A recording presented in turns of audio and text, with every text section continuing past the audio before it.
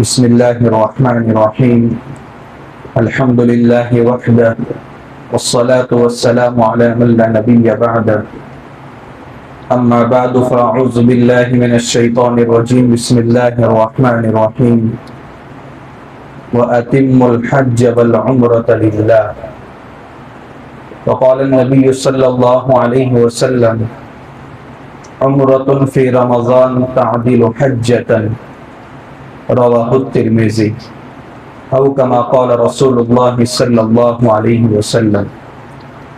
صدق الله مولانا العظيم وصدق رسوله النبي الكريم ونحن على ذلك لمن الشاهدين والشاكرين والذاكرين والحمد لله رب العالمين. قابل احترام بزرگان دین،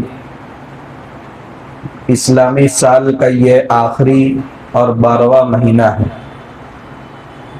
جو بہت زیادہ اہمیت کا حامل اس معنی کر کے ہے کہ اس اہم مہینے کے چند ایام میں اسلام کے بنیادی ارکان میں سے ایک آخری اور تکمیلی رکن جس کو حج کہا جاتا ہے وہ انجام دیا جاتا ہے۔ سن ہجری 9 سے لے کر 1447 ہجری تک اسی انداز سے اس عبادت کو انجام دیا جا رہا ہے جس انداز کے ساتھ اللہ کے نبی صلی اللہ علیہ وسلم نے اس امت کو بتایا تھا۔ تو تقریباً 1439 سال سے یہ حج کی عبادت اس امت کے اندر جاری ہے۔ کتنے لوگوں نے اس عبادت کو انجام دیا؟ صرف اس سال کی تعداد ہی لے لیں، 17,07,301 حاجیوں نے اس سال حج کی عبادت کو انجام دیا۔ تو 1440 سال تک کتنے حاجیوں نے اس عبادت کو انجام دیا ہوگا؟ اس سے اس فریضے کی اہمیت کا اندازہ لگتا ہے۔ اللہ تبارک و تعالیٰ نے کعبۃ اللہ کے اندر مقناطیسی کشش رکھی ہے، جیسے میگنیٹ دوسرے کو کھینچتا ہے، اسی طریقے سے ہر گلی کوچے سے ہر فرد کو کعبۃ اللہ کھینچتا ہے۔ اور ہر بندے کے دل میں یہ تمنا ہونی بھی چاہیے، بلکہ آج کا دور ایسا ہے کہ کتنے مسلمان ایسے ہیں کہ جن کے اوپر حج کا فریضہ عائد ہو چکا ہے مگر دل میں مکہ اور مدینہ کی حاضری کا شوق پیدا نہیں ہوتا۔ یہ بہت سخت محرومی کی بات ہے۔ گھر بنانے کے لیے پیسوں کا انتظام ہو جاتا ہے، شادی بیاہ کے لیے پیسوں کا انتظام ہو جاتا ہے، دعوت اور ولیمے کے لیے پیسوں کا انتظام ہو جاتا ہے، نہیں ہوتا تو سفر حج کے لیے انتظام نہیں ہوتا۔ یہ اسی وقت ہو سکتا ہے جب حرمین شریفین کے حاضری کا شوق دلوں میں نہ ہو۔ اللہ اسی محرومی سے امت کے ہر فرد کی حفاظت فرمائے۔ بینک میں پیسہ ہے، دکان میں تجارت کا سامان اتنا بڑا ہوا ہے، اس کی ملکیت میں اتنا پیسہ ہے کہ اس کے اوپر حج فرض ہو چکا، اس کے باوجود حج کی کوشش نہ کرنا اور اسی حال میں دنیا سے رخصت ہو جائے، تو میرے اور آپ کے آقا محمد رسول اللہ صلی اللہ علیہ وسلم کے وعید بھی آپ سن لیجئے کہ جس کے اوپر حج فرض ہو گیا ہو اور طاقت کے باوجود اس نے حج نہ کیا ہو تو مجھے کوئی پرواہ نہیں کہ وہ یہودی بن کر مرے کہ نصرانی بن کر کے مرے۔ یعنی یہودی اور نصرانی یہ لوگ حج نہیں کرتے، اگر مسلمان بھی استطاعت کے باوجود حج نہ کرے تو پھر یہودی اور نصرانی اور اس مسلمان کے درمیان فرق کیا رہا؟ اس لیے کوشش کرنی چاہیے۔ ابھی ایام پورے ہونے کے بعد 2027 کے حج کی تیاریاں شروع ہو جائیں گی۔ ایک آدمی کی طاقت ہے، ہر سال فارم بھر کر کے کوشش کر رہا ہے مگر اس کے نام پورا نہیں نکل رہا ہے تو وہ معذور ہے، کوشش کرنے والوں میں داخل ہے۔ اگر اسی حالت میں اس کا انتقال ہو گیا تو انشاءاللہ اللہ کے وہاں اس کی پکڑ نہیں ہوگی، مگر کوشش کرنا ضروری ہے، ہر سال فارم بھرنا ضروری ہے۔ طاقت اتنی ہے کہ ٹور سے جا سکتا ہے مگر حج کمیٹی سے ہی جا رہا ہے اور قرآن اس کے نام نہیں نکل رہا ہے تو اس کو چاہیے کہ ٹور سے حج کرے اور اس فریضے کو جتنا جلدی انجام دے سکے انجام دینے کی کوشش کرنا چاہیے۔ حج جوانی کی عبادت ہے، بڑھاپے کی عبادت نہیں ہے۔ ہم کیا سمجھتے ہیں حرمین شریفین کب جائیں گے؟ جب پورے تھک جائیں گے، بچوں اور بچیوں کی شادیاں ہو جائیں گی، اس کے بعد جائیں گے۔ جا کر آپ عشق الہی کا مظاہرہ 100% نہیں کر پائیں گے۔ اس لیے یہ عبادت جوانی کی عبادت ہے، اور اسی انداز سے اس کو انجام دینی چاہیے کہ 1450 سال سے یہ عبادت انجام دی جا رہی ہے۔ 2 دن سے خیال آ رہا تھا کہ دنیا میں سب سے بہترین انسان جن سے پہلے نہ کوئی ایسا انسان گزرا اور نہ ان کے بعد کوئی ایسا انسان گزرے گا اور پیدا ہوگا، انہوں نے اس عبادت کو کیسے انجام دیا کہ علماء نے ان کی ایک ایک ادا کو محفوظ کیا ہے۔ اسلام کا ایک ایک باب نہیں، ایک ایک مسئلے پر دنیا کے ذہین ترین انسانوں نے لکھا اور خوب لکھا، سینکڑوں صفحات میں لکھا۔ شیخ محمد مکی رحمت اللہ علیہ، ان کی ایک کتاب ہے البحر العمیق فی بیت المعتمر والحاج فی مناسک المعتمر والحاج الی البیت العتیق، 7 جلدوں میں، بہت ضخیم کتاب ہے۔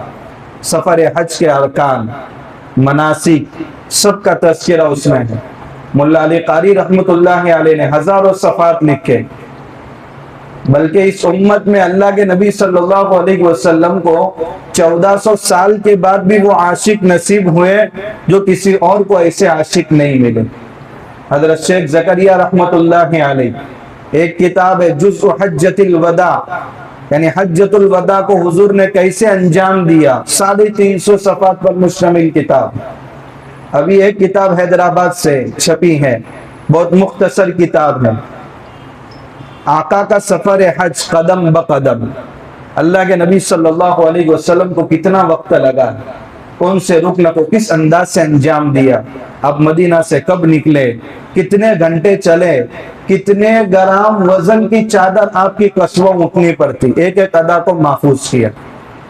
آج ایڈوانس ٹیکنالوجی کے دور میں ہم جی رہے ہیں، مگر کیا کسی نے ایسا کیمرہ دیکھا ہے آج تک کہ انسان کی داڑھی اور سر میں کتنے بال سفید ہو گن کر کسی کیمرے نے محفوظ کیا ہو؟ صحابہ کرام وہ عاشق رسول تھے کہ اپنی قلم کی تصویر میں اللہ کے نبی صلی اللہ علیہ وسلم کی داڑھی اور سر میں 17 بال سفید تھے، وہ بھی لکھ دیا۔ ایسے عاشق دنیا میں کسی کو نہیں ملے۔ ہمارے پاس چاہے گنہگار ضرور ہے، مگر آخرت میں نجات کا اگر کوئی سامان ہے تو وہ اللہ کے نبی صلی اللہ علیہ وسلم سے سچی محبت ہے۔ اللہ ہم سب کے دلوں میں پیدا فرما دے۔ یہی ایک ہمارے پاس آخری درجے میں نجات کا سامان ہے اور انہی سے سفارش کی امید ہے۔ اگر ان کی بستی میں جانے کا دل میں شوق پیدا نہ ہو تو سمجھ لو کہ آخری سامان بھی دلوں سے رخصت ہو چکا ہے۔ اللہ اس سے حفاظت فرمائے۔ تو علماء نے اس پر بھی کتابیں لکھی اور صحابہ کرام پر قربان جائیے کہ ایک ایک ادا کو محفوظ کر لیا، ایک ایک بال کتنا سفید ہے وہ بھی محفوظ کر لیا۔ اس لیے اللہ کے نبی صلی اللہ علیہ وسلم نے جب حج کے موقع پر حج کی عبادت کی تکمیل کے بعد سر کا حلق کیا تو کئی صحابہ کرام نے وہ بال اپنے پاس محفوظ کر لیے تھے۔ کسی کو آدھے سر کے پورے بال ملے اور کسی کو ایک ایک 2 3 بال، اور موت تک ان کو اپنے پاس محفوظ رکھا اور وراثت میں یہ چیزیں منتقل ہوتی رہیں۔ تو اللہ کے نبی صلی اللہ علیہ وسلم کا سفر حج کیسا تھا، کتنے دنوں کا تھا، آپ مدینہ سے کب نکلے ہیں، کتنے دنوں کے بعد مکہ پہنچے ہیں، بیچ میں لوگوں کے کیا کیا مسائل پیش آئے، آپ نے ان مسائل کے کیا حل بتائے، وہ ساری تفصیلات ہمیں معلوم ہونا ضروری ہے۔ چند دنوں تک کے سفر کا تذکرہ ہم کریں گے۔ اسلامی حکومت مکہ المکرمہ میں سن ہجری 8 میں قائم ہوئی۔ سن ہجری 1 میں ہجرت ہوئی، 8 سال کے بعد مکہ میں اسلام کا علم اور جھنڈا لہرایا گیا۔ جب اسلامی حکومت قائم ہوئی تو سن ہجری 9 میں یعنی 1 سال کے بعد اللہ تبارک و تعالیٰ نے حج فرض فرما دیا اس امت پر۔ سن ہجری 9 میں یہ حج فرض ہوا۔ اللہ کے نبی صلی اللہ علیہ وسلم اس سال سفر حج پر نہیں گئے۔ حضرت ابوبکر صدیق رضی اللہ تعالیٰ عنہ کو حج کا امیر بنایا اور فرمایا کہ مکہ میں جا کر کے چند اعلانات کرنے ہیں۔ ان میں ایک اعلان یہ تھا، سورہ برات کی جو ابتدائی آیات ہیں کہ مشرکین سے براعت کا اعلان کر دیا گیا، وہ سن ہجری 9 میں اعلان ہوا کہ مشرکین آج کے بعد مکہ میں نہیں رہیں گے، اور شرک سے اس بستی کو، کفر سے اس بستی کو پاک کر دیا جائے گا۔ اس لیے اللہ کے نبی صلی اللہ علیہ وسلم نے سن ہجری 10 میں حج کیا، تاکہ آپ کا ایک ایک عمل نور ہی نور ہو، کفر اور شرک کی گندگی سے آلودہ نہ ہو۔ اس لیے 1 سال پہلے آپ حضرت ابو بکر صدیق رضی اللہ تعالیٰ عنہ کو روانہ فرما رہے ہیں، اور سن ہجری 10 میں جبکہ آپ کے دنیا سے پردہ فرما جانے میں 3 مہینے کا وقت باقی ہے، 25 ذی القعدہ کو حضور روانہ ہوئے تھے مدینہ سے، اور 28 دن کے بعد آپ مدینہ لوٹے تھے۔ وہ ذی الحجہ کا مہینہ چل رہا تھا، ذی الحجہ کے بعد نیا سال شروع ہوتا ہے، محرم، سفر اور ربیع الاول۔ مان لو کہ حضور کی وفات ربیع الاول کی 12 تاریخ کو ہوئی ہے، تو حضور کا جس دن حج ہو رہا ہے اور وفات تک 3 مہینے آپ کے اس دنیا میں رہنے کے باقی ہے، تو یہ آخری عبادت ہے، تکمیلی رکن ہے، اور اللہ کے نبی صلی اللہ علیہ وسلم اس انداز سے انجام دے رہے ہیں کہ ایک ایک نصیحت آپ اس سفر کے اندر فرما رہے ہیں۔ اس لیے سفر حج کا، حجۃ الوداع کا خطبہ بہت مشہور ہے، بہت ساری باتیں اللہ کے نبی صلی اللہ علیہ وسلم نے امت کو اس انداز سے بتائی، گویا باپ اپنے بیٹے کو جب رخصت کر رہا ہو تو کیسے وصیت کرتا ہے، امت کو رخصت کرتے ہوئے اللہ کے نبی صلی اللہ علیہ وسلم نے وہ خطبہ ارشاد فرمایا تھا۔ کئی صحابہ کرام سمجھ گئے تھے جب اذا جاء نصر اللہ والفتح نازل ہوئی، یا آپ نے عرفہ کے میدان میں اس انداز سے گفتگو کی، تو حضرت ابو بکر صدیق رضی اللہ تعالیٰ عنہ سمجھ گئے تھے کہ شاید اس کے بعد حضور زیادہ دن اس دنیا کے اندر نہیں رہیں گے۔ کہ اللہ کے نبی صلی اللہ علیہ وسلم نے اس کا اعلان بھی کیا اور اہتمام بھی کیا، تاکہ زیادہ سے زیادہ لوگ میرے ساتھ اس سفر میں ساتھ میں ہوں، اور عبادت کے ایک ایک اہم رکن کو انجام دیتے ہوئے دیکھیں، اور اسی انداز سے امت اس فریضے کو انجام دیتی رہے۔ جمعہ کا دن تھا، 24 ذی القعدہ۔ اللہ کے نبی صلی اللہ علیہ وسلم نے جمعہ کے دن اعلان فرمایا کہ 25 ذی القعدہ یعنی شنیچر کے دن میں مدینہ سے سفر حج پر روانہ ہو رہا ہوں۔ آپ نے یہ اعلان فرمایا تاکہ زیادہ سے زیادہ لوگ جڑ جائیں، اور مدینہ سے جب آپ نکلے ہیں ابتدا میں 40,000، پھر جب مکہ کے قریب پہنچ رہے 1,20,000، اور جب مکہ پہنچ چکے ہیں تو 1,30,000 کا مجمع شامل ہو چکا تھا۔ اس لیے احادیث کے اندر روایات مختلف ملتی ہے تعداد کے اعتبار سے، وہ اختلاف اس وجہ سے ہے کہ کسی نے ابتدا کی عدد بتایا، کسی نے درمیان کا عدد بتایا، اور کس نے عرفہ کے میدان کا عدد بتایا۔ ابتدا میں 40,000، 1,20,000، 1,30,000، اور کچھ لوگ 1,40,000 کے بھی قول اختیار کر چکے ہیں۔ خیر، اللہ کے نبی صلی اللہ علیہ وسلم نے جمعہ کے دن اعلان فرمایا۔ شنیچر کو جب 25 ذی القعدہ تھی تو اللہ کے نبی صلی اللہ علیہ وسلم چونکہ مدینہ میں بھی کچھ لوگ چھوڑ کر جا رہے تھے، تو ان کے اوپر ذمہ دار 2 صحابہ کرام کو بنایا تھا۔ ان 2 صحابہ کرام کو ذمہ داری دی تھی کہ مدینہ کی حفاظت کرنا آپ کی ذمہ داری ہے۔ ان میں ایک صحابی حضرت سبا بن عرفطہ، یہ حضرت ابو ذر غفاری رضی اللہ تعالیٰ عنہ کے قبیلے غفار سے تعلق رکھتے تھے۔ اس سے پہلے غزوہ خیبر کے موقع پر اور غزوہ دومۃ الجندل کے موقع پر حضور نے ان کو مدینہ کا والی اور امیر بنایا تھا، اور حجۃ الوداع کے موقع پر بھی ان کو اللہ کے نبی صلی اللہ علیہ وسلم نے مدینہ کا والی بنایا تھا۔ دوسرے صحابی تھے حضرت ابو دجانہ رضی اللہ تعالیٰ عنہ، بہت مشہور صحابی، یہ بدری صحابی ہے، اور غزوہ احد میں بھی شریک ہوئے۔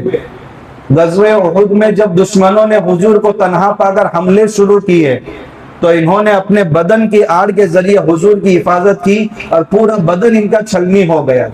یہ بہت مشہور صحابی ہے، اور جب اللہ کے نبی صلی اللہ علیہ وسلم دنیا سے پردہ فرما گئے، اس سے چند دن پہلے مسیلمہ کذاب نے نبوت کا دعویٰ کیا تھا، تو حضرت ابو بکر صدیق رضی اللہ تعالیٰ عنہ نے اس فتنے کو ختم کرنے کے لیے ایک لشکر روانہ کیا تھا جس کو جنگ یمامہ کے نام سے جانا جاتا ہے، اور بہت سارے صحابہ کرام اس جنگ میں شہید ہوئے، اور ان میں حفاظ صحابہ بہت زیادہ تھے شہید ہونے والے۔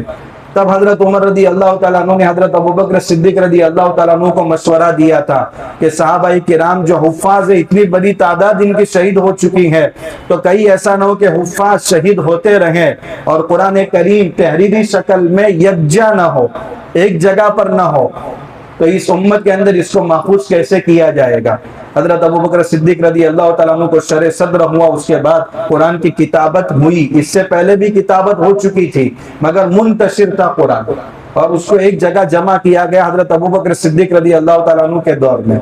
تو یہ حضرت ابو دجانہ رضی اللہ تعالیٰ عنہ اسی جنگ یمامہ میں حضرت وحشی بن حرب، جنہوں نے حضرت حمزہ رضی اللہ تعالیٰ عنہ کے غزوہ احد میں 12 ٹکڑے کیے تھے اور بعد میں اسلام قبول کیا تھا، تو ان کی یہ تمنا تھی کہ اسلام کے عظیم سپہ سالار کو میں نے شہید کیا ہے تو اسلام کے کٹر دشمن کو بھی میں ختم کروں گا۔ تو مسیلمہ کذاب کا خاتمہ انہوں نے ہی کیا تھا۔ ان کے ساتھ یہ حضرت ابو دجانہ رضی اللہ تعالیٰ عنہ شریک تھے قتل کرنے میں، اور اسی جنگ میں وہ شہید ہوئے۔ یہ دو صحابہ کرام کو حضور نے مدینہ کا امیر اور ذمہ دار بنایا تھا۔ اس کے بعد دیکھا تو مدینہ کے اندر جودری ایک بیماری کا نام ہے، گرمی کے موسم میں بدن پر دانے نکلتے، ایسی بیماری مدینہ کے اندر پھیلی تھی۔ تو بہت سارے حضرات اس بیماری کی وجہ سے اس پوزیشن میں تھے کہ وہ سفر حج میں حضور کے ساتھ شریک نہیں ہو سکتے۔ اب ظاہر سی بات ہے، اتنا عظیم سفر ہے اور اللہ کے نبی صلی اللہ علیہ وسلم ہے، تو آپ صلی اللہ علیہ وسلم نے ان کی تسلی کے لیے فرمایا عمرۃ فی رمضان تعدل حجۃ، جو رمضان میں عمرہ کرے گا اس کو حج کے برابر ثواب ملے گا۔ اور دوسری روایت میں ہے جو رمضان میں عمرہ کرے گا حضور کے ساتھ حج کرنے کے برابر ثواب ہے۔ قربان جائیے اللہ کے نبی صلی اللہ علیہ وسلم پر کہ صرف اہل مدینہ کا آپ نے خیال نہیں رکھا بلکہ پوری امت کے ہر فرد کا خیال رکھا۔ لیکن یہاں یاد رکھے ایک مسئلہ کہ رمضان میں عمرہ کرنے سے حج کا فریضہ ساقط نہیں ہوتا۔ اگر رمضان میں 3 بار عمرے کیا اور حج نہیں کیا ہے تو وہی وعید اس کے حق میں باقی رہے گی جو چند منٹ پہلے آپ کو سنائی گئی۔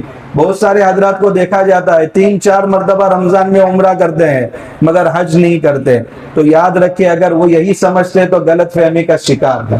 یہ تو ان لوگوں کے لیے جن کے دل میں جذبہ پیدا ہوتا ہے کہ آقا کے زمانے میں ہم بھی ہوتے اور ان کے ساتھ سفر حج میں جاتے، تو حضور نے ان کی دل جوئی کے لیے یہ بات ارشاد فرمائی ہے۔ 25 ذی القعدہ کو 24 ذی القعدہ کو اعلان ہوا ہے، 25 ذی القعدہ اللہ کے نبی صلی اللہ علیہ وسلم کی روانگی کا وقت ہے۔ آپ نے غسل کیا، غسل کرنے کے بعد آپ نے سر پر خوشبو لگائی، اپنی سواری جس کا نام تھا قصبہ اس کے اوپر سوار ہوئے۔ کجاوا بہت سادہ تھا آپ کا، اور اس پر 12 گرام سے کم وزن کی چادر تھی، اور آپ کی زبان پر یہ الفاظ جاری تھے اللہم حجتن لا ریاء فیہا ولا سمعتن، اے اللہ یہ ایسا حج ہے جس میں کوئی نمائش نہیں ہے، جس میں کوئی دکھلاوا نہیں ہے۔ یہ اللہ کے نبی صلی اللہ علیہ وسلم کا سفر حج شروع ہونے سے پہلے یہ آپ کی زبان پر یہ الفاظ جاری ہیں۔ آج سفر حج پر ہم نکلتے ہیں تو شاندار کیمرہ ساتھ میں ہوتا ہے، بیت اللہ کی طرف ہاتھ بعد میں اٹھتے ہیں، موبائل پہلے اٹھتا ہے۔ خود تو بیت اللہ کو دیکھا نہیں ہے، گھر والوں کو دکھا رہے کہ آپ لائیو دیکھیے۔ اللہ کے نبی صلی اللہ علیہ وسلم کے الفاظ دیکھیے، زندگی میں بہت بھاری خرچ کے بعد یہ عبادت انجام دی جاتی ہے، اور یہاں فوٹو شوٹ ہو رہے ہیں، جہاں دعاؤں کے لیے ہاتھ اٹھنا چاہیے وہاں فوٹو کے لیے اگر ہاتھ اٹھ رہے ہیں تو کتنی سخت محرومی کی بات ہے۔ اس جملے پر ہمیں غور کرنے کی ضرورت ہے۔ اللہم حجتن لا ریاء فیہا ولا سمعہ، اے اللہ اس میں کوئی دکھلاوا نہیں ہوگا اور اس میں کوئی شہرت نہیں ہوگی۔ تو انسان کو اس انداز سے حج کرنا چاہیے، نہ یہ کہ حج شروع کرنے سے پہلے ایک مہینے کے تک دعوتوں کا انتظام ہو، اور حج مکمل ہونے کے بعد کھجور اور پانی تقسیم ہو رہا ہے ایک ایک مہینے تک، تاکہ لوگوں کو پتا چلے کہ یہ 2026 کے حاجی صاحب ہیں. نہیں، یہ اس اللہ کے نبی صلی اللہ علیہ وسلم کے اس عمل کے خلاف ہے. آپ حج پر جا رہے تو آپ کی زبان پر یہ الفاظ جاری ہے اور آپ کی چال ڈال میں عاجزی اور تواضع ٹپک رہی ہے. پھر اللہ کے نبی صلی اللہ علیہ وسلم کو رخصت کرنے کے لیے مدینہ اور مدینہ کے اطراف کی مستورات، بچے، بوڑھے سب رخصت کرنے کے لیے آئے. حضور کو رخصت کیا. اس سے پہلے آپ کی چچازاد بہن حضرت زبعہ بنت زبیر رضی اللہ تعالی عنہ آئی اور کہا یا رسول اللہ میں بیمار ہو گئی ہوں، مگر مجھے تو آپ کے ساتھ چلنا ہی ہے، مجھے ڈر لگ رہا ہے کہ میں احرام باندھوں اور میری بیماری مجھے روک لے، میں کیا کروں؟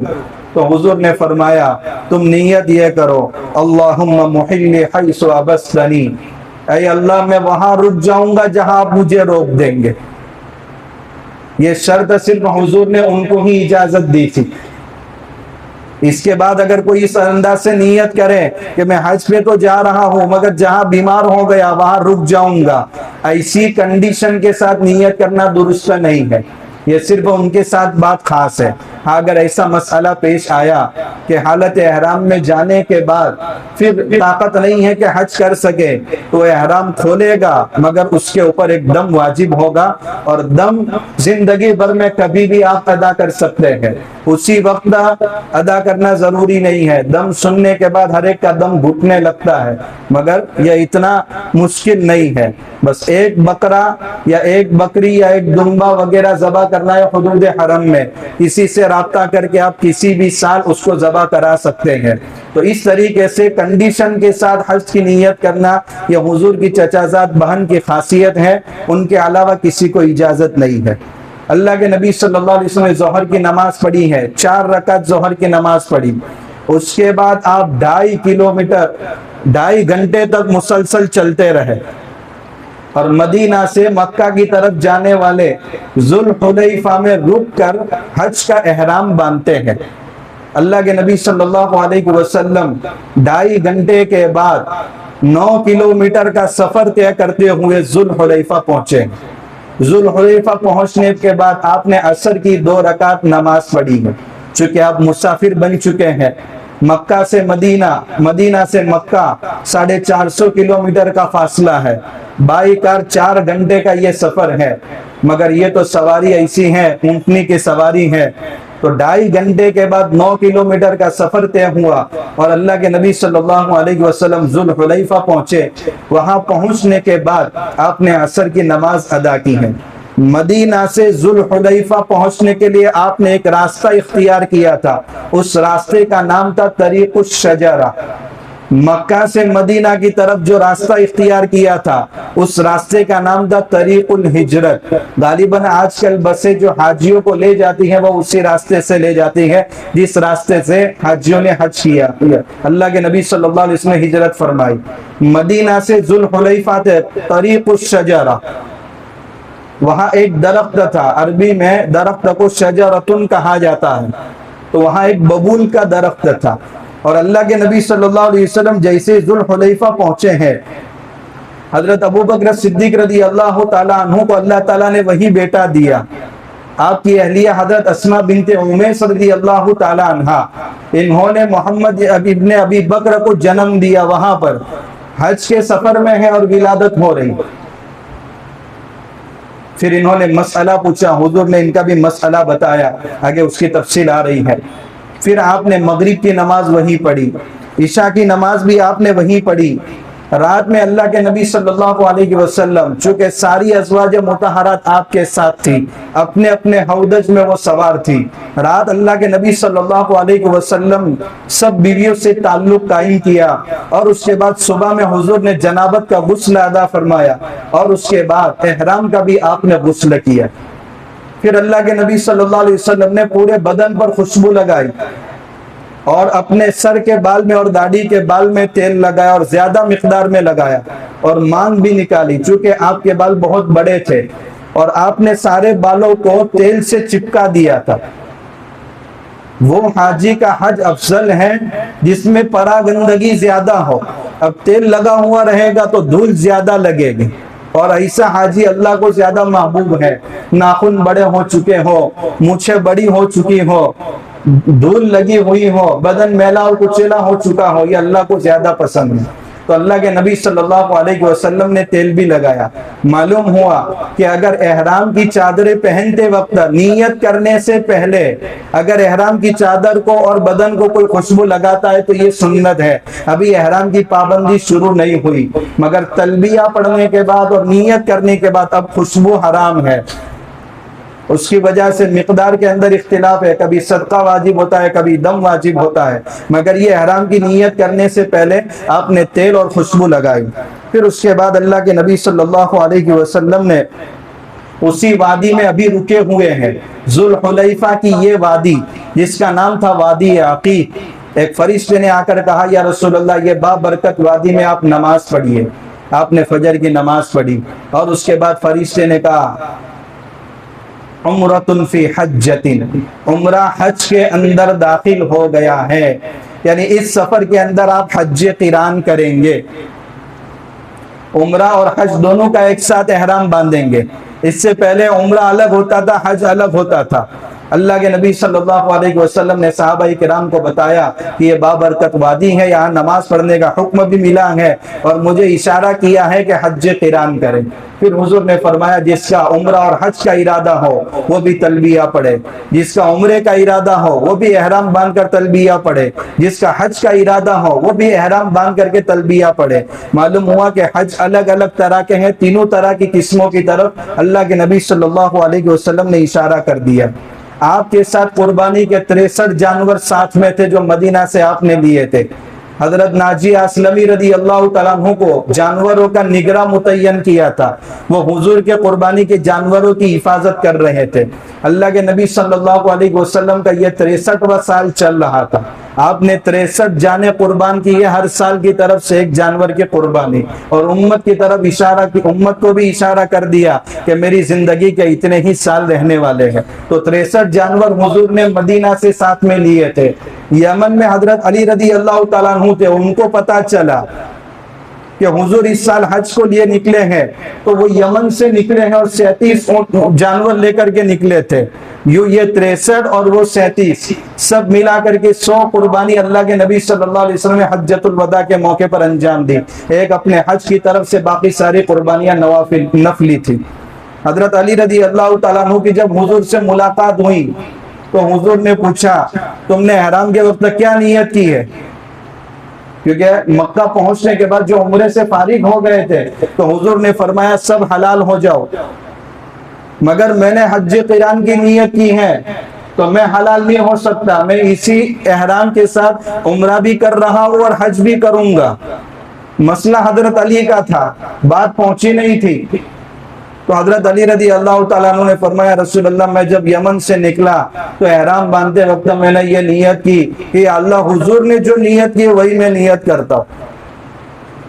معلوم ہوا اگر کسی عالم دین کے پیچھے حج کر رہے ہیں اور دل میں یہ نیت کر لی ان کی جو نیت ہے وہی میری نیت ہے، بعد میں احکام اس کے تعلق سے پوچھ لے تو اس کی اجازت ہے. اور یہ مسئلہ حضرت علی رضی اللہ تعالیٰ عنہ کے عمل سے نکلا ہے. تو 63 اونٹ تھے، حضور نے فرمایا اس کا اشعار کرو اور اس کی تقلید کرو.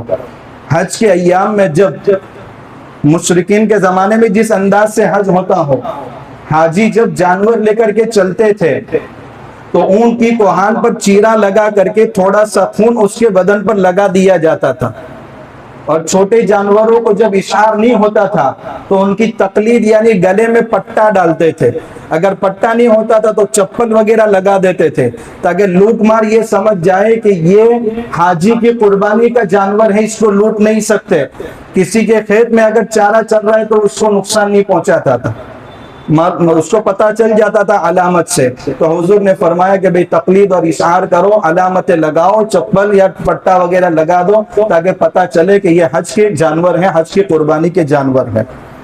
وہاں محمد ابن ابی بکر پیدا ہوئے. حضرت اسماء رضی اللہ تعالیٰ عنہ آئی، یا رسول اللہ آپ احرام کی نیت کر رہے ہیں، میں کیا کروں؟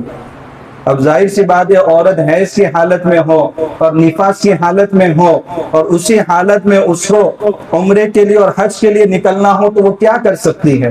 اللہ کے نبی صلی اللہ علیہ وسلم کے پاس جب یہ مسئلہ آیا تو حضور نے فرمایا کہ آپ اس جگہ پر اچھا کپڑا باندھ دو اور صفائی کا غسل کر لو. پاکی کا غسل نہیں. پاکی کا غسل تو کیسے کریں گے؟ جب پاک ہوں گے تب غسل ہوگا. آپ نے فرمایا صفائی کا غسل کر لو. معلوم ہوا کہ اگر کوئی عورت حج پر روانہ ہو رہی ہے، آج کل یہ ایک مسئلہ پیش آ رہا ہے کہ مینسٹریشن کو روکنے کے لیے کیا دوائی کی استعمال کر سکتے ہیں یا نہیں. یاد رکھیے قدرت کا جو نظام ہے اس پر راضی رہنا چاہیے. آگے حضرت عائشہ رضی اللہ تعالیٰ عنہ کا بھی مسئلہ پیش آ رہا ہے. تو وہاں بہت زیادہ گرمی ہوتی ہے، حد سے زیادہ، اور عورتوں کا یہ جو سسٹم ہے دوائی کھانے کے بعد پھر اس کے بعد کی زندگی میں یہ پورا سسٹم تتر بتر ہو جاتا ہے. نمازوں کا وغیرہ کا اندازہ لگانا بھی مشکل ہو جاتا ہے. اگر کوئی کھا رہا ہے تو مسئلے کے اعتبار سے جائز بھی ہے، مگر اس کی وجہ سے صحت بہت زیادہ متاثر ہوتی ہے. تو آسانی یہ ہے کہ اگر عورت اس حالت میں ہے تو نظافت کا صفائی کا غسل کر لے، اور صفائی کا غسل کرنے کے بعد قبلے کی طرف بیٹھ کر کے احرام باندھ لے. اور عورت کا احرام کیا ہے؟ صرف چہرے پر کپڑا نہ لگے اس کا خیال رکھنا ہے. اس کا یہ مطلب نہیں ہے کہ عورت چہرے کا پردہ نہ کرے. بہت بڑی عورتوں میں یہ غلط فہمی ہے. مقام پر رہتے ہوئے پردہ ہے مگر بیت اللہ کے سامنے پردہ نہیں ہے. کیوں نہیں ہے بھئی؟ عورت کا احرام چہرے میں ہے. چہرے میں احرام کا مطلب یہ ہے کہ کوئی کپڑا صرف چہرے پر نہ لگے. آج کل جو کیپ استعمال کرتی ہیں عورتیں کہ اس کیپ کے بعد ایک کپڑا ہوتا ہے جو چہرے سے دور ہوتا ہے، اس کو ہاتھ سے پکڑ کر رکھے اور پردے کا اہتمام کرے. یہ کیسے پوسیبل ہے کہ اللہ تعالیٰ مقام پر رہتے ہوئے پردے کا حکم دے اور جب بیت اللہ کو بلائے تو پردے کا حکم ختم ہو جائے؟ تو اس مسئلے میں بہت زیادہ افراد پایا جاتا ہے. اس سے زیادہ بچنے کی ضرورت ہے. وہاں اگر بے پردگی ہو رہی تو اس کا کتنا عظیم گناہ لاگو ہوتا ہے، اس لیے یہاں خیال رکھنا چاہیے. تو وہ عورت احرام باندھے گی، نیت بھی کرے گی. نیت کرنے کے بعد جب مکہ پہنچے تو وہ اپنے ہوٹل میں چلی جائے. ہوٹل میں جانے کے بعد جتنے دنوں تک وہ اس حالت میں رہے گی، نماز بھی نہیں پڑھے گی، طواف بھی نہیں اور صفا مروہ کی سعی بھی نہیں. جس دن پاک ہو جائے گی غسل کر کے پھر حرم شریف جائے گی، تب تک وہ احرام کی حالت میں ہی ہے.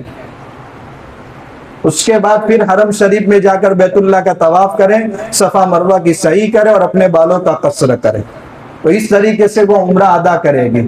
آگے اور ایک مسئلہ آ رہا ہے، وہاں تفصیلی گفتگو ہوگی کہ حج قران کرنے والی، حج افراد کرنے والی، حج تمتع کرنے والی کس انداز سے، کیونکہ عورتوں کے مسائل بڑے نازک ہے اور خاص طور پر یہ آخری طواف جو ان دنوں میں چل رہا ہے طواف زیارت کو لے کر کے، تو اس کو کس انداز سے ادا کرنا ہے، کیونکہ یہ زندگی بھر ادا کرنا ضروری ہے. کسی حال میں طواف زیارت معاف نہیں ہو سکتا. تو اس کو کس طریقے سے ادا کیا جائے گا جب موقع آئے تب بتایا جائے گا.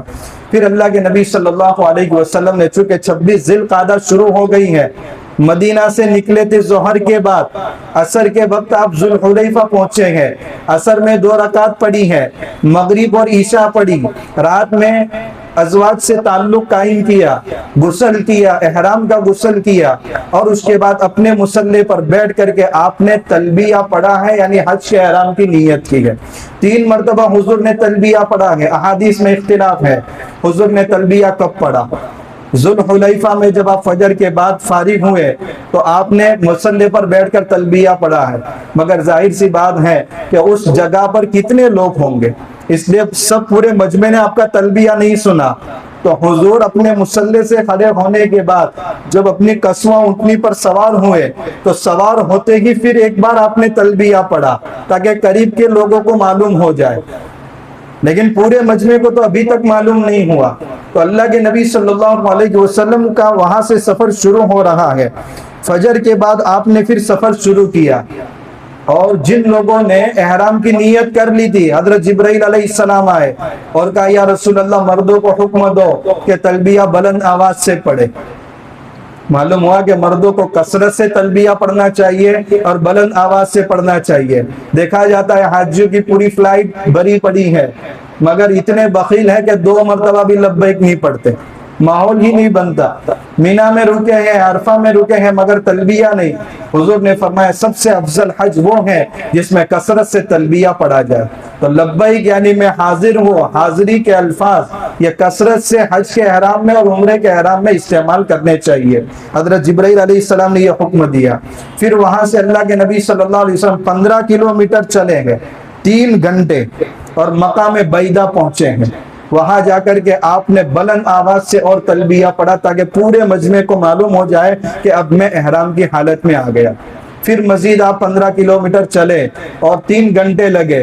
वहां जाकर अल्लाह के नबी सल्लल्लाहु अलैहि वसल्लम ने मकाम बैदा में ज़ोहर पढ़ी। 15 किलोमीटर चले, असर की नमाज पढ़ी एक ऐसी जगह पर जिस जगह का नाम है मलल, यानी मदीना से जब कोई सफर करता है वहां पहुंचता है तो थक जाता है। तो मलल के माना भी मलाल और गम के हैं, थकन के हैं। तो अल्लाह के नबी सल्लल्लाहु अलैहि वसल्लम वहां पहुंचे, मगरिब की नमाज पढ़ी, फिर आप असर की नमाज पढ़ी, फिर आप मस्जिद 2.5 घंटा चले और 2.5 घंटे में 15 किलोमीटर का सफर तय किया। और सैयाना पहुंचने के बाद हुजूर ने मगरिब की नमाज पढ़ी, ईशा की नमाज भी वहां पढ़ी। फिर आप मकाम रौहा पहुंचे हैं। चूंकि अब एक एक चीज को तफसील से बताना बहुत मुश्किल है। अल्लाह के नबी सल्लल्लाहु अलैहि वसल्लम 25 ज़िलक़ादा को निकले हैं, 9 दिन के बाद आप मकाम शरीफ पहुंचे हैं। मकाम शरीफ ये मक्कतुल मुकर्रमा से मदीना के रास्ते पर 20 से 21 किलोमीटर के फासले पर है। मक्का से जब आप निकलेंगे, मस्जिद आयशा जिस रोड पर है उसी रोड पर आगे आप 13 किलोमीटर चले जाएंगे तो वहां आपको यही जगह मिलेगी मकाम शरीफ, जहां हजरत मैमुना रज़ी अल्लाह तआला अन्हा की कब्र है। वही अल्लाह के नबी सल्लल्लाहु अलैहि वसल्लम का वापसी के मौके पर इनसे निकाह हुआ था। वो उम्रतुल क़ज़ा यानी सन हिजरी 7 में वही निकाह हुआ था, और जब वो हज के लिए आई तो वही उनका इंतकाल हुआ। ये उनकी खुसूसियत है। मकाम शरीफ में 9 दिन के बाद पहुंचे। दरमियान में एक जगह जब हुजूर पहुंचे तो नमाज के बाद आपका इरादा था कि हम निकल जाए, मगर एक औरत अपने बच्चे को लेकर आई और कहा या रसूल अल्लाह मेरा बच्चा बहुत जिद्दी है, आप अल्लाह के सच्चे रसूल हैं, आप दुआ फरमा दीजिए, इतनी जिद कर रहा है कि मैं इस सफर में परेशान हो गई। अल्लाह के नबी सल्लल्लाहु अलैहि वसल्लम ने अपना लुआब दहन उस बच्चे के मुंह में रखा और कहा उखरुज अदुव्वल्लाह फइन्नी रसूलुल्लाह, ए अल्लाह के दुश्मन निकल जा, मैं अल्लाह का सच्चा रसूल हूँ। आपने ये दुआ पढ़ी और उसके बाद कहा इसको ले जाओ, आज के बाद कोई तकलीफ दे बात उसके अंदर आप नहीं देखेंगे। उसके बाद वो अपने बच्चे को लेकर गई और एक जगह पर आपने पड़ाव किया। सहाबाई किराम ने देखा कि एक जंगली गधा किसी ने शिकार किया, तीर लगे हुए हैं। अब चूंकि सफर के हालत है, गोश्त का इंतजाम नहीं है, तो जाहिर सी बात है हर एक के दिल में आएगा कि जंगली गधा ये हलाल है, क्या किया जाए। तो हजरत अबू बकर सिद्दीक रज़ी अल्लाह तआला अन्हु ने हुजूर से मसला पूछा। हुजूर ने फरमाया भाई एहराम की हालत में शिकार नहीं कर सकते, इसलिए रुक जाओ, शिकार करने वाला आए और वो हदिया दे तब हमारे लिए हलाल होगा। इतने में एक शख्स आया और कहा या रसूलल्लाह इसका शिकार मैंने किया है, मैं एहराम की हालत में नहीं हूँ और आप सबको हदिया दे रहा हूँ। हजरत अबू बकर सिद्दीक रज़ी अल्लाह तआला अन्हु उसको ज़बा करके सब में गोश्त तकसीम किया। तो मालूम हुआ कि एहराम की हालत में शिकार करके नहीं खा सकते। अगर एहराम की हालत में कोई नहीं है और वो हाजियों के लिए शिकार करके दे रहा है तो भी नहीं खा सकते। उसने अपने लिए शिकार किया हो, एहराम की हालत में ना हो और फिर हाजियों को हदिया दे तब वो खा सकते हैं। तो हजरत अबू बकर सिद्दीक रज़ी अल्लाह तआला अन्हु ने सबको गोश्त तकसीम किया। जब मकाम शरीफ पहुंचे तो हजरत आयशा सिद्दीका रज़ी अल्लाह तआला अन्हा रोने लगी और कहा या रसूल अल्लाह, हुजूर समझ गए माँ लकी आयशा, आयशा क्या हुआ, नफीस थी, क्या आप हैज की हालत में हो गई। कहा या रसूल अल्लाह मैं आइंदा साल हज को आती तो बहुत अच्छा था ताकि इत्मीनान के साथ मैं हज कर सकूं। बहुत सारी औरतें वहां जाने के बाद मायूस हो जाती है, मायूस होने की जरूरत नहीं है।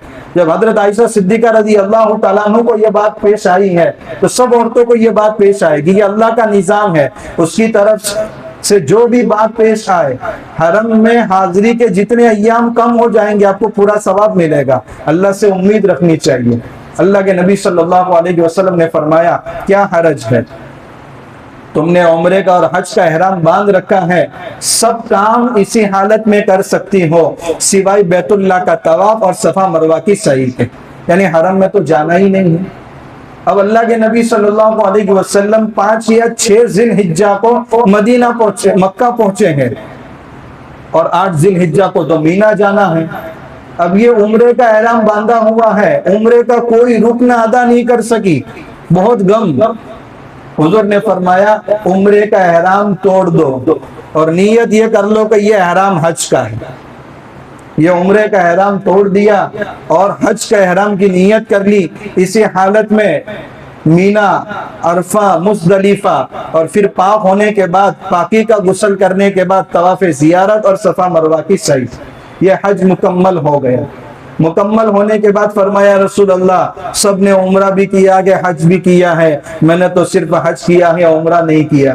تو حضرت عبد الرحمن ابن ابی بکر یعنی حضرت عائشہ صدیقہ رضی اللہ تعالیٰ عنہ کے بھائی کو حضور نے بھیجا، جاؤ تنعیم جاؤ اور بہن کو عمرہ کراؤ۔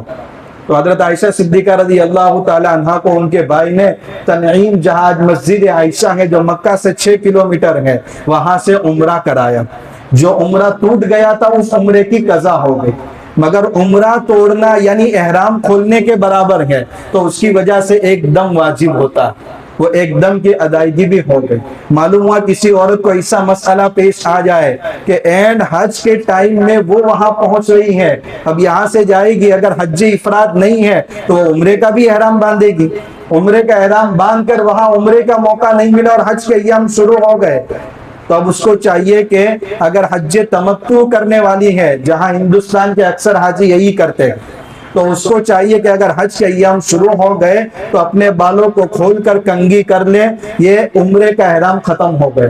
اس کے بعد نیت کر لے کہ اب میرا حج کا احرام شروع ہوتا ہے، حج کا احرام کرنے کے بعد پورا حج ادا ہو جائے، اس کے بعد جو عمرے کا احرام توڑ دیا تھا وہ دوبارہ عمرے کی قضا کر لے، اور یہ عمرہ توڑ دیا تھا اس کی وجہ سے ایک دم واجب ہوگا، اور ان کا یہ حج تمتع نہیں ہوا بلکہ حج افراد ہوا۔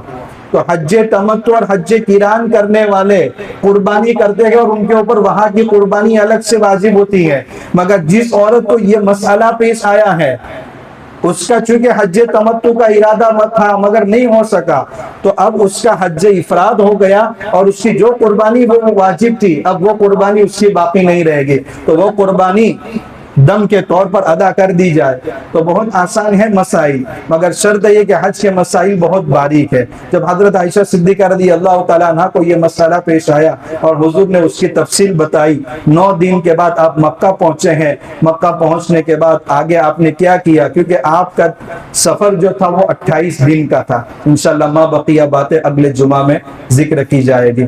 اللہ تبارک و تعالی ہم سب کو پہلے سننے سے زیادہ عمل کی توفیق عطا فرمائے، جن حضرات کی سنت باقی ہوں ادا فرما لے۔ وآخر دعوانا الحمدللہ رب العالمین۔